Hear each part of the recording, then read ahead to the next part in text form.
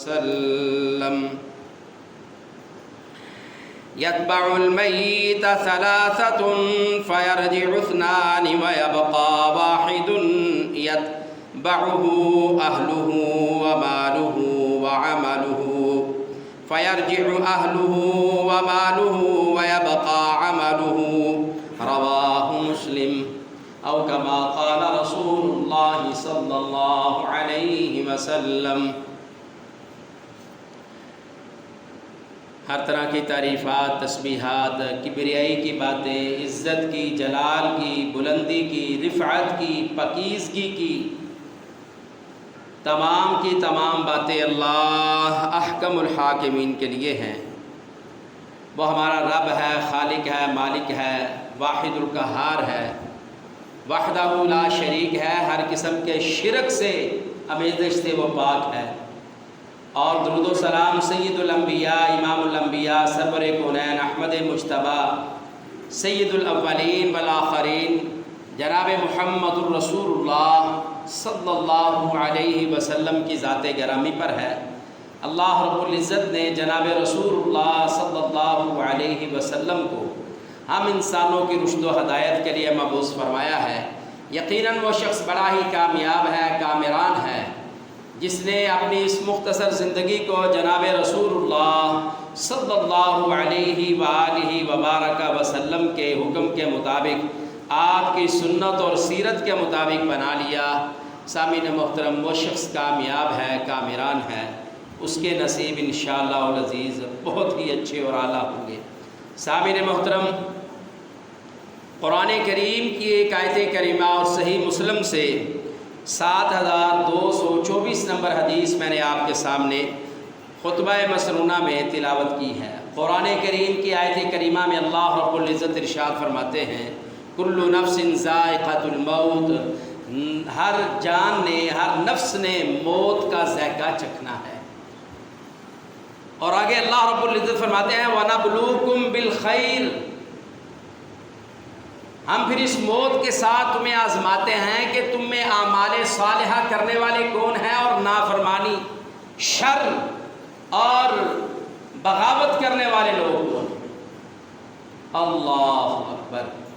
مطلب اللہ نے جو زندگی ہمیں دی ہے، اس زندگی میں اعمال صالحہ کو اختیار کرنے والا کون ہے اور اللہ کی بغاوت اور شیطان کی پیروی کرنے والا کون ہے، اللہ کہتے ہیں اس بات کو ہم موت کے ذریعے جانچ لیتے ہیں۔ یاد رکھو، آپ نے ہماری طرف ہی لوٹ کر آنا ہے۔ اللہ رب العزت اپنے بندوں سے بڑے ہی پیارے انداز سے یہ خطاب فرما رہے ہیں، اور رسول اللہ صلی اللہ علیہ وسلم کی جو حدیث میں نے آپ کے سامنے رکھی ہے، صحیح مسلم کی، جناب سیدنا حضرت انس بن مالک رضی اللہ تعالیٰ عنہ اس حدیث کے راوی ہیں، کہتے ہیں رسول اللہ صلی اللہ علیہ وسلم نے ارشاد فرمایا یتبع المیت ثلاثۃ فیرجع اثنان ویبقى واحد یتبعہ اہلہ ومالہ وعملہ۔ سیدنا انس بن مالک رضی اللہ تعالیٰ عنہ ارشاد فرماتے ہیں، کہتے ہیں جناب رسول اللہ صلی اللہ علیہ وسلم نے ارشاد فرمایا یتبع المیت، اللہ اکبر۔ نبی صلی اللہ علیہ وسلم نے فرمایا میت کے پیچھے 3 چیزیں ہوتی ہیں۔ جو آدمی فوت ہو جاتا ہے، جو موت کا ذائقہ چکھتا ہے، اللہ رب العزت جسے اس دنیا میں زندگی دینے کے بعد اس زندگی میں آزمائش کے بعد اسے اپنے پاس بلاتے ہیں اور وہ بندہ موت سے دوچار ہوتا ہے، رسول اللہ صلی اللہ علیہ وسلم نے ارشاد فرمایا یتبع المیت ثلاثۃ، میت فوت ہونے والا شخص اپنے پیچھے 3 چیزیں چھوڑ کر جاتا ہے۔ اللہ اکبر۔ رسول اللہ صلی اللہ علیہ وسلم نے فرمایا فیرجع اثنان، 2 چیزیں اس میت کو دفن کرنے کے بعد واپس آ جاتی ہیں۔ وَيَبْقَى وَاحِدٌ، اور ایک چیز اس کے ساتھ باقی رہ جاتی ہے۔ رسول مکرم صلی اللہ علیہ وسلم نے ارشاد فرمایا یتبعہ اہلہ ومالہ وعملہ، کہا وہ تین چیزیں یہ ہیں، اس کا اہل، خاندان، اولاد، رشتہ دار، عزیز و اقارب اس کے ساتھ جاتے ہیں۔ میت کے ساتھ جب اسے جنازہ پڑھنے کے لیے لے کے جاتے ہیں، دفن کرنے کے لیے لے کے جاتے ہیں، اس کا اہل، خاندان، رشتہ دار، اولاد اس کے ساتھ جاتی ہے۔ وَمَالُهُ، اور اس کا مال بھی اس کے ساتھ جاتا ہے۔ وَعَمَلُهُ، اور تیسری چیز یہ ہے کہ اس کے اعمال، چاہے وہ اچھے تھے یا برے تھے، وہ خیر والے تھے یا شر والے تھے، وہ اللہ رب العزت کی اور رسول اللہ صلی اللہ علیہ وسلم کی اطاعت و فرما برداری والے تھے، یا اپنی دنیا میں اپنی زندگی نفسی خواہشات کی پیروی والے تھے۔ وَعَمَلُهُ، اس کے اعمال بھی اس کے ساتھ جاتے ہیں۔ انس بن مالک رضی اللہ تعالیٰ عنہ ارشاد فرماتے ہیں، رسول اللہ صلی اللہ علیہ وسلم نے فرمایا فَيَرْجِعُ أَهْلُهُ وَمَالُهُ، جب اس کو دفن کر دیا جاتا ہے، اس کا اہل، اس کے بیٹے، اس کے رشتہ دار، عزیز و قارب وہ واپس آ جاتے ہیں۔ وَمَالُهُ، اور اس کے جو مال ہے وہ واپس آ جاتا ہے۔ پھر رسول اللہ صلی اللہ علیہ وسلم نے فرمایا وَيَبْقَى عَمَلُهُ، اس میت کے ساتھ صرف اس کے اعمال باقی رہ جاتے ہیں۔ سامعین محترم، رسول اللہ صلی اللہ علیہ وسلم نے بہت بڑی حقیقت بتلائی ہے، اور یہ جو موت ہے یہ از خود بہت بڑی حقیقت ہے۔ قرآن کریم میں اللہ تعالیٰ نے اس کا بار بار تذکرہ کیا ہے، اور پھر یہ بھی کہا ہے کہ ہم نے جو تمہیں زندگی عطا کی ہے، الذی خلق الموت والحیات لیبلوکم ایکم احسن عملا، ہم نے جو موت اور زندگی کو بنایا ہے، اور ہم جو تمہیں زندگی عطا کرتے ہیں، اس کا مقصد یہ نہیں ہے کہ تم دنیا میں اپنی من مانی، اپنی مرضی، بے دینی، مرضی کی سوچ، مرضی کی فکر، مرضی سے اٹھے، مرضی سے سوئے، مرضی سے کھایا، اس کام کے لیے ہم نے تمہیں یہ دنیا اور اس کی زندگی عطا نہیں کی۔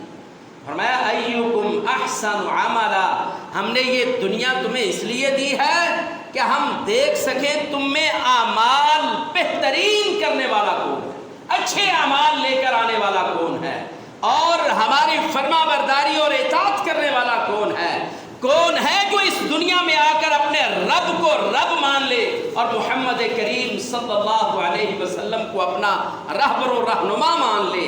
ہر خوشی میں، ہر غمی میں وہ اللہ اور اس کے رسول کی احکامات کو، تعلیمات کو، اس کو حیثیت دے اور سب سے آگے ان کو رکھے۔ ایکم احسن عملا، ہم نے یہ دنیا کی زندگی تمہیں اس لیے دی ہے ہم دیکھ سکے تم میں اچھے اعمال کرنے والے کون ہیں۔ اللہ اکبر، کتنی بڑی حقیقت ہے۔ اور یہاں اس حدیث میں صحیح مسلم کی 7424 نمبر حدیث، جس کے راوی سیدنا انس بن مالک رضی اللہ تعالیٰ عنہ ہیں، اس قرآن کریم کی آیات کو اور اس حدیث کو آمنے سامنے رکھیے اور سمجھنے کی کوشش کیجیے۔ یہ زندگی 100 برس کی ہو، یہ 1 برس کی ہو، 10 برس کی ہو، 2 دہائیوں پر مشتمل ہو، یہ 5 دہائیوں پر مشتمل ہو، 50 سال کی زندگی ہو، 60 70 80 90 سال کی زندگی ہو، یا 100 سال سے بڑھ کر ہو، اللہ رب العزت کہتے ہیں مقصد ایک ہی ہے، ایکم احسن عملا، ہم یہ جانچ لیں، پرکھ لیں، ہم یہ نکھیر لیں، ہم یہ علیحدہ کر لیں، ہم یہ جان لیں کہ تم میں سب سے بہترین عمل کرنے والا کون ہے۔ اور اس حدیث میں کیا فرمایا؟ کہا آدمی فوت ہو جاتا ہے اور اس میت کے ساتھ پھر 3 چیزیں جاتی ہیں۔ پہلا اس کا اولاد، خاندان، رشتہ دار، عزیز و اقارب اس کے ساتھ جاتے ہیں۔ دوسری چیز اس کا مال اس کے ساتھ جاتا ہے۔ اللہ اکبر۔ اب آپ کہیں گے مال کیسے جاتا ہے؟ اللہ اکبر۔ ابھی میت، کوئی شخص اللہ کا بندہ فوت ہو گیا، اس کو غسل دیا، کفنایا، جنازہ پڑھا، جنازے کے لیے اولاد بھی ساتھ گئی، بیٹے گئے، رشتہ دار بھی گئے، یہ تو بات سمجھ آ گئی کہ اس کا اہل اس میں شامل ہے۔ وَمَالُهُ، اور اس کا مال بھی ساتھ جاتا ہے۔ اس کا مطلب کیا ہے؟ اس کا مطلب یہ ہے کہ ابھی تک فوت ہونے والا زمین کے اوپر ہے اور اس کی جائیداد کو، اس کی وراثت کو بھی تقسیم نہیں کیا گیا، ابھی اسی کے ذمہ ہے۔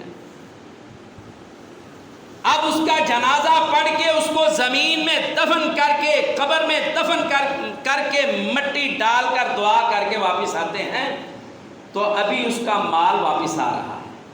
جو گئے ہیں اہل والے، وارث جو گئے تھے، وہ مال واپس آ گئے۔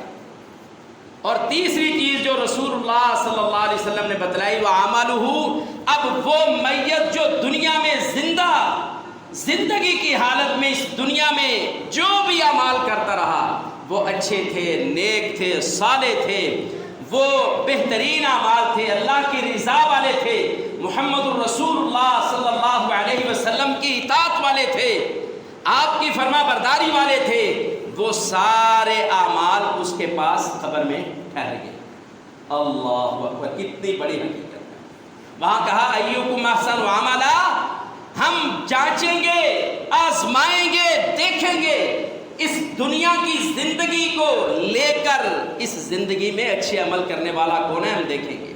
اور وہاں فرمایا اب میت کو قبر میں چھوڑ دیا، اعمال اس کے پاس رہ گئے ہیں، اس کا مال اور اس کی اولاد واپس آ گئی ہے، اس کے خاندان، بہن بھائی، اس کے بھائی، عزیز و اقارب، رشتہ دار گھروں میں واپس آ گئے ہیں۔ اللہ اکبر، کتنی بڑی حقیقت ہے۔ سامعین محترم، قرآن کریم جہاں سے بھی پڑھا جائے، سیکھا جائے، یہ باعث نصیحت ہے، ہدایت ہے۔ اللہ رب العزت اس کے بارے میں ارشاد فرماتے ہیں ذالک الکتاب ھدی للمتقین، اللہ کہتے ہیں یہ جو کتاب ہے یہ اللہ سے ڈرنے والوں کے لیے بہت بڑی ہدایت ہے۔ اللہ اکبر۔ اور ہدایت اس سے کون حاصل کرے گا؟ جو اللہ اور اس کے رسول کی اطاعت کرے گا، جو اس قرآن کو پڑھے گا، جو اس حدیث سے نصیحت حاصل کرے گا، قرآن کو سیکھے گا، سکھلائے گا، اللہ کے گھروں کو آباد کرے گا، مساجد میں آئے گا، نماز کی پابندی کرے گا، وہ اس کتاب سے راہ ہدایت تلاش کرے گا۔ اللہ اکبر۔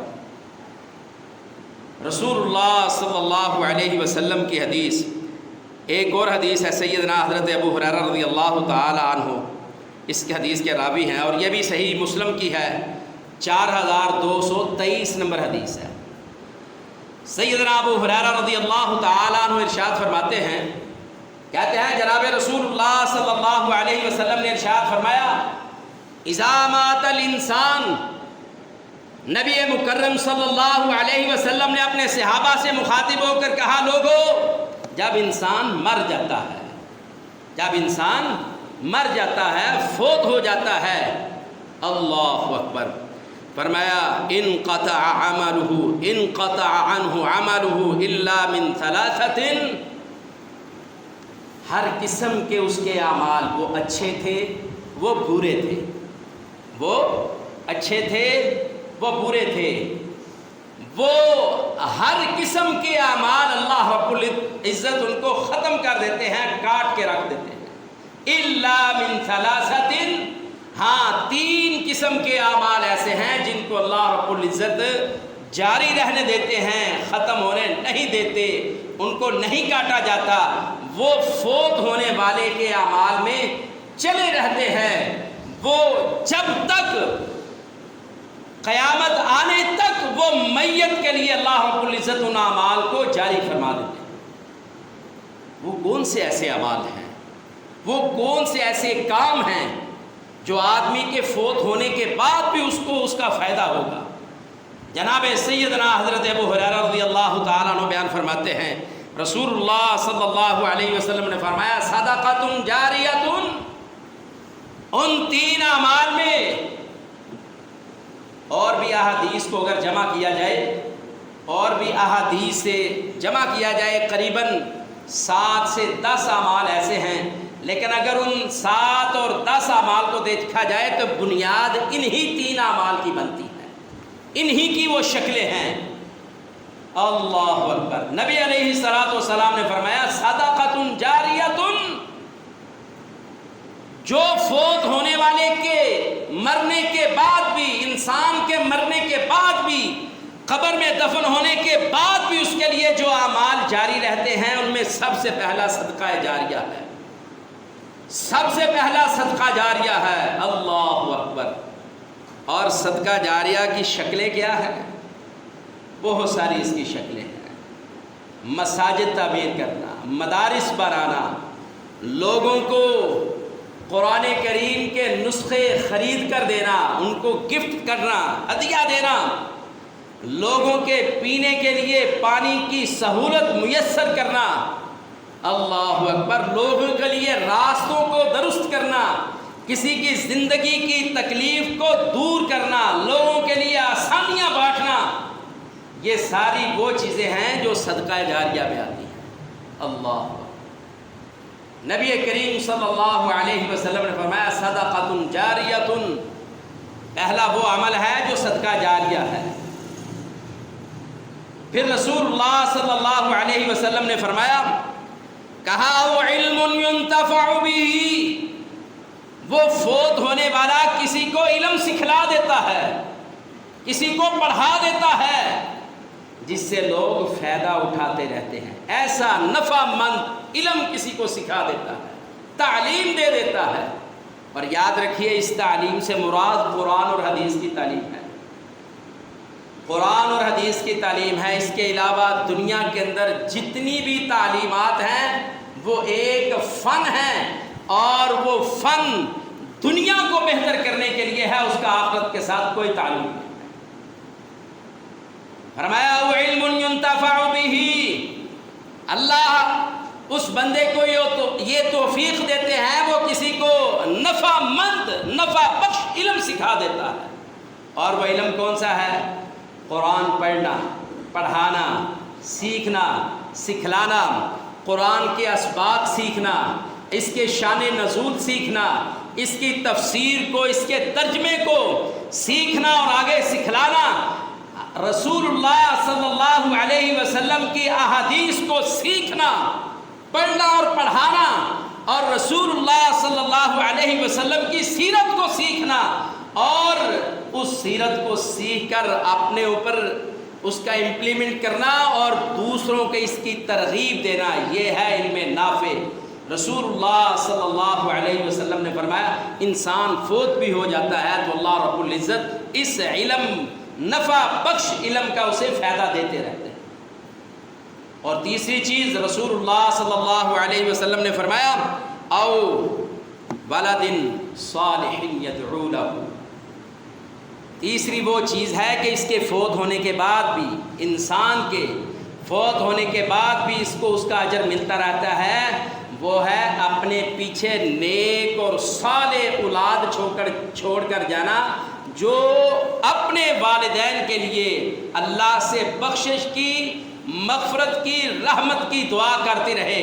اگر کوئی اولاد مگر ہے اور اللہ سے بخشش کی، مغفرت کی اور رحمت کی دعا نہیں کرتی، سمجھو یہ اولاد اس کے لیے نفع مند نہیں ہے، صدقہ جاریہ نہیں ہے، یہ اعمال اولاد کے اس کے لیے جاری و ساری رہنے والے نہیں ہیں۔ فرمایا نیک اور صالح اولاد کو چھوڑ کر جانا، اور اس نیک اور صالح اولاد کے جتنے بھی اعمال ہوں گے، وہ قرآن کریم کی تلاوت کریں گے، وہ درود شریف پڑھیں گے، صبح و شام کے اذکار کریں گے، نمازوں کے اوقات کی پابندی کر کے نماز کو باجماعت ادا کریں گے، اور حرام سے بچیں گے، حلال کمائیں گے، لوگوں کو نیکی اور خیر اور بلائی کی دعوت دیں گے، امر بالمعروف و نہی عن المنکر کا کام کریں گے، خود بھی حلال کام کریں گے اور لوگوں کو بھی حلال کی ترغیب دیں گے، خود بھی اللہ اور اس کے رسول کی اطاعت میں زندگی گزاریں گے، اور لوگوں کو بھی اس کی اصلاح کریں گے، اس کی دعوت دیں گے، یہ اولاد اپنے والدین کے لیے نفع بخش ہے، اور ان کے فوت ہونے کے بعد بھی ان کا اجر اور عمل کا اللہ رب العزت بدلہ والدین کو عطا کرتے رہے۔ یہاں میرے اور آپ کے لیے پیغام ہے، وقت کی قلت کے پیش نظر ایک ہی بات ہے، کیا ہم نے، اللہ نے ہمیں صاحب اولاد بنایا ہے، ہماری اولادوں میں بیٹے ہیں یا بیٹیاں ہیں، کیا ہم نے ان کو صدقہ جاریہ اور نیک اور صالح بنا لیا ہے، یا ان کو اس انداز کی تربیت اور تعلیم دی ہے کہ میرے دنیا سے جانے کے بعد وہ میرے لیے اللہ سے استغفار کرتی رہیں، وہ اللہ سے بخشش کا سوال کرتی رہیں، وہ اللہ سے میری مغفرت کا سوال کریں۔ اور یہ سارے کام تب ہی ممکن ہیں جب ہم اپنی اولاد کی تربیت قرآن و سنت کے مطابق کریں گے۔ ادھر سے اذان ہو، ہماری اولاد مسجد کی طرف آئے، ادھر سے نماز کا ٹائم ہو، ہماری اولادیں مساجد میں ہوں، جہاں روزے کا معاملہ ہو ہماری اولاد روزے داروں میں شامل ہو، اور جہاں بھی نیکی اور بلائی اور خیر کا کام ہو ہماری اولادیں ان میں بڑھ چڑھ کر حصہ لینے والی ہوں۔ قرآن کی تلاوت کی بات ہو تو ہماری اولادیں صبح دوپہر شام ہر وقت اٹھتے بیٹھتے اللہ کی کتاب قرآن کریم کی تلاوت کرنے والی ہو، رسول اللہ صلی اللہ علیہ وسلم سے سیکھی ہوئی دعاؤں کا ورد کرنے والی ہو، صبح و شام کا اذکار کی پابندی کرنے والی ہو۔ ایسی اولاد ہمارے لیے نفع مند ہوگی، صدقہ جاریہ ہوگی، بخشش کا ذریعہ بنے گی۔ اگر اولاد ایسی نہیں ہے تو سمجھو پھر پھیرا ایویں پہ آ جائے دنیا دے اندر، اور اس اولاد کا ہمیں آخرت میں کوئی فائدہ ہونے والا نہیں۔ ہم نے دنیا کی تعلیم تو بڑی دی اپنے بچوں کو، کاش ہم ان کو دین کی تعلیم بھی دیتے۔ اللہ اکبر۔ سامعین محترم، صدقہ جاریہ میں یہ مسجد بھی شامل ہے۔ پچھلے جمعے ہم نے خطبے میں یہ بات کی، ہمارے اس مسجد کے متولی مرزا حاجی رشید بیگ رحمہ اللہ تعالیٰ، اس وقت وہ حیات تھے، زندہ تھے، بیمار تھے، ہاسپٹل میں تھے، ان کی صحت یابی کے لیے دعا کی بات کی تھی، لیکن بدھ والے دن وہ اللہ کو پیارے ہو گئے۔ ہم نے ان کا نماز جنازہ ادا کیا سنت کے مطابق، اور ان کی تدفین کی، اور اللہ سے دل کھول کر رو رو کر اللہ سے بخشش کی دعائیں کی، اور ان کی خطاؤں کی معافی کا اللہ سے سوال کیا۔ تو بھائیو، یہ بہت بڑی مسجد ہے، یہ 25 مرلوں پر مشتمل ہے یہ ادارہ، 25 مرلوں پر، ایک کنال 5 مرلے۔ تو وہ ہمارے حاجی صاحب جو اس مسجد کے متولی تھے، انہوں نے جب اس کی تعمیر شروع کی تو لوگوں سے اس کا فنڈنگ لیا، اپنی جیب سے خرچ کیا۔ دنیا کے اندر آج بھی ہمارے اس خطے میں، وزیر آباد میں، الہ آباد اور نظام آباد میں آج بھی لوگ بڑے ہیں جن کے پاس بہت مال ہے، اللہ نے بے حساب ان کو رزق عطا کیا ہے، روپے پیسے کی شکل میں، کاروبار کی شکل میں، لیکن یہ مساجد پر خرچ کرنا، جگہ اپنی جیب سے خریدنا، پھر اس پر عمارت بنانا، مسجد بنانا، اور پھر اس مسجد کو اللہ کی رضا کے لیے وقف کر دینا، اور اس مسجد کے رہنے والے مہمان جو اللہ کے گھر کے مہمان ہیں، طالب علم ہیں جو دن رات قرآن پڑھتے ہیں، سیکھتے ہیں، پڑھتے ہیں، ہر وقت اس کی در و دیوار قرآن کی تلاوت سے، آیات سے ہر وقت معطر رہتی ہیں، ایسے مہمانوں سے اللہ کی رضا کے لیے محبت کرنا، یہ اللہ ہر کسی کو توفیق عطا نہیں کرتا۔ اے اللہ ہمارے حاجی صاحب کی مغفرت فرما، اور اس گھر کو، اس ادارے کو، سینکڑوں حفاظ کرام ایسے ہیں جو یہاں سے قرآن کریم حفظ کر کے جا چکے ہیں۔ اللہ اکبر۔ اے اللہ ان سب کو جہاں جہاں جا کر وہ پڑھا رہے ہیں، پڑھ رہے ہیں، اللہ ان تمام ہمارے طلباء کرام کو مرزا رشید بیگ صاحب کے حق میں صدقہ جاریہ بنا۔ اب بھائیو، یہ نصیب کی بات ہے، مال تو میرے پاس بھی ہے، آپ کے پاس بھی ہے، اب وہ مال شادیوں پہ خرچ ہوتا ہے، گھر مکانوں پر خرچ ہوتا ہے، گاڑیوں پر خرچ ہوتا ہے، وہ بھی ضروریات ہیں، لیکن ہم میں کون ہے جو سمجھے کہ اللہ کے دین کی ضرورت ہے؟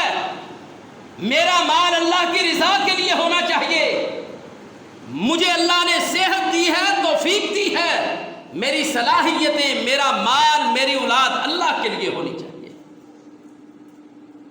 جس نے یہ کام کر لیا سمجھو اس نے اپنی آخرت کو سنوار لیا ہے۔ تو یہ ادارہ اور یہاں کے رہنے والے طلباء کرام اور میں خود اللہ کے فضل سے ہم ہمیشہ ان کو اپنی دعاؤں میں یاد رکھیں گے۔ اللہ تو اپنے بندے مرزا رشید بیگ کو معاف فرما دے، اس کی قبر کو منور فرما دے، اور اس جگہ کو، اس گھر کو اللہ جو صرف تیری رضا کے لیے ہے، اگر آپ اس ساری مسجد کو آگے پیچھے چل پھر کر دیکھ لیں گے نا، آپ کو کہیں ان کا نام لکھا ہوا نظر نہیں آئے گا۔ اللہ اکبر، یہ بہت بڑے دل کی بات ہے۔ گھر بھی بنایا اللہ کا، نام بھی مسجد شہین اپنی بیوی کے نام پر اس کا نام رکھا، اور آپ ساری مسجد پھر لیں، وہ باہر دیوار پر جو جامع مسجد شہین لکھا ہے وہ میں نے اپنے ہاتھوں سے لکھا ہے۔ حاجی صاحب یہ نہیں چاہتے تھے، نمود و نمائش تو ان کے خون میں ہی نہیں تھی، وہ چاہتے ہی نہیں تھے کہ لوگ یہ بھی کہیں کہ وہ مرزا صاحب کی مسجد ہے۔ اللہ اکبر، خرچ بھی کیا، اللہ سے دعائیں بھی کی، اور خود کو مٹا بھی لیا۔ آؤ ایسے اعمال ہم بھی کر لیں۔ اللہ نے ہمیں صحت دی ہے، مال دیا ہے، توفیق دی ہے، ہم خرچ کر سکتے ہیں۔ تو یہ گھر ہے اللہ، تیرا وعدہ ہے جو اللہ کی زمین پر اللہ کا گھر بنائے گا، اللہ تو اس سے بہتر اس کے لیے جنت میں گھر بناتا ہے۔ اے اللہ یہ ڈبل منزل نہیں، 2.5 منزلوں پر مشتمل اور تیرے بندے رشید بیگ نے بنایا ہے۔ اللہ ہم گواہی دیتے ہیں، تو بھی گواہ ہو جا تیرے بندے کے یہ اعمال صالحہ ہے۔ اور یہ مسجد بنا کر پھر کسی نمازی پر آج تک کسی نمازی پر روب نہیں ڈالا بھائیو۔ وہ میرے پاس ادھر ہی بیٹھتے تھے، اس جگہ پر آ کر بیٹھتے تھے جمعے۔ میں نے خطبات میں بڑی سخت سخت بھی باتیں کی ہیں، لیکن آج تک انہوں نے اف تک نہیں کیا۔ اور یہ باتیں ان کی زندگی میں بھی میں کرتا رہا ہوں کہ لوگ ایک مسجد میں ٹوٹی لگواتے ہیں، ایک نل لگواتے ہیں اور دوسروں پر روب ڈالتے ہیں۔ کوئی ایک بلب لگوا دیتا ہے جس کی حیثیت اس کے بچے کے روزانہ کے خرچ سے بھی کم ہے، اور روب وہ سارے طالب علموں پر، نمازیوں پر، مسجد پر، محلے پر، گلی والوں پر ڈالے۔ اور یہ اللہ کا بندہ مرزا رشید ہے، اللہ تو اس سے راضی ہو جائے، جس نے اتنا بڑا گھر بھی بنایا اور کسی سے ناراض بھی نہیں ہوا، کسی پر روب بھی نہیں ڈالا اور کسی پر ظلم بھی نہیں کیا۔ اے اللہ ان تمام نیکیوں کا ہم گواہ ہیں۔ اللہ تیرے بندے نے تیری رضا کے لیے گھر بنایا ہے، اللہ اپنے بندے سے تو راضی ہو جا، اسے معاف فرما دے اور اس کے حق میں اس کو صدقہ جاریہ بنا دے۔ اور یہ مساجد ایسے صدقات میں ہیں، ہم نے دیکھی ہیں، میں نے اپنی آنکھوں سے دیکھی ہیں، آج سے 600 سال پرانی مساجد اپنی آنکھوں سے دیکھی ہیں، اور بیت اللہ آپ لوگوں نے دیکھا ہی ہے، مسجد حرم، مسجد نبوی اور مسجد اقصیٰ، یہ تو ماشاءاللہ کئی صدیوں سے چلی آ رہی ہے۔ تو مساجد اللہ اکبر عموماً یہ 100 سینکڑوں سالوں پر ان کی عمارتیں قائم اور دائم رہتی ہیں۔ فرق صرف اتنا ہوتا ہے 100 سال، 150 سال، 200 سال بعد نئے آنے والے لوگ اس کی ضروریات کو پورا کرنے کے لیے یا اسے کشادہ کرتے ہیں یا اس کی تعمیریں نو کرتے ہیں، لیکن مساجد اپنی جگہ سے ختم نہیں کی ہوتی۔ اگر صدقہ کرنا چاہتے ہو تو میرے بھائیوں اس طرح کا صدقہ کرو۔ اللہ رب العزت سے دعا ہے اللہ رب العزت مجھے اور آپ کو قرآن و سنت کی باتوں کو سن کر اس پر عمل پیرا ہونے کی توفیق عطا فرمائے۔